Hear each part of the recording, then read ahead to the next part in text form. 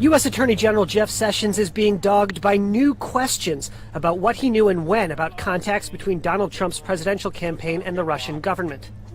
And on 3 occasions, his statements before Congress have been contradicted by others with direct knowledge of the events.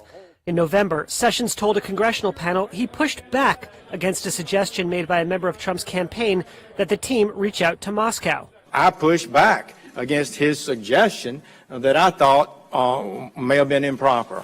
But 3 sources told Reuters that Sessions voiced no objection to the suggestion when it came up at a March 2016 campaign meeting. All 3 sources, who declined to be identified, told Reuters that they have told their version of events to FBI agents or congressional investigators probing Russian interference in the 2016 election.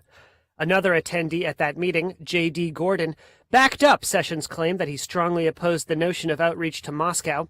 Sessions has repeatedly tried to clarify questions about his knowledge about the campaign's potential links to the Kremlin. At his initial confirmation hearing, Sessions was asked about his contacts with the Russian government. And I did not have communications with the Russians. But then it emerged that he'd met on several occasions with Russia's ambassador to the U.S. This prompted a second appearance where he tried to clarify.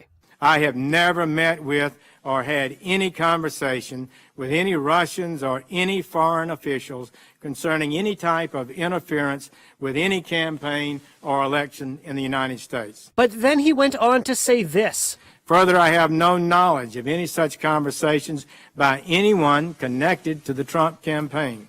This claim was undercut by revelations about this meeting, memorialized in a photo Trump posted to Instagram and Twitter from March 2016.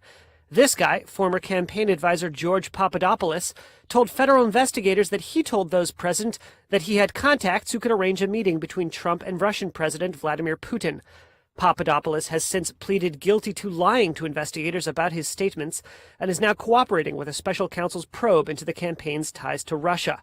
Court documents show Papadopoulos continued to pursue Russian contacts after the meeting and communicated about his efforts to some on the campaign.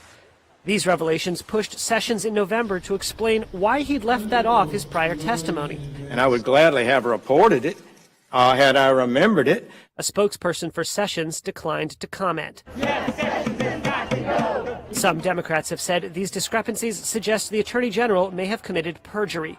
Legal experts say a criminal charge would have to prove Sessions knowingly lied or misled rather than simply forgot. Trump denies allegations of collusion. Russia denies interfering in the U.S. election.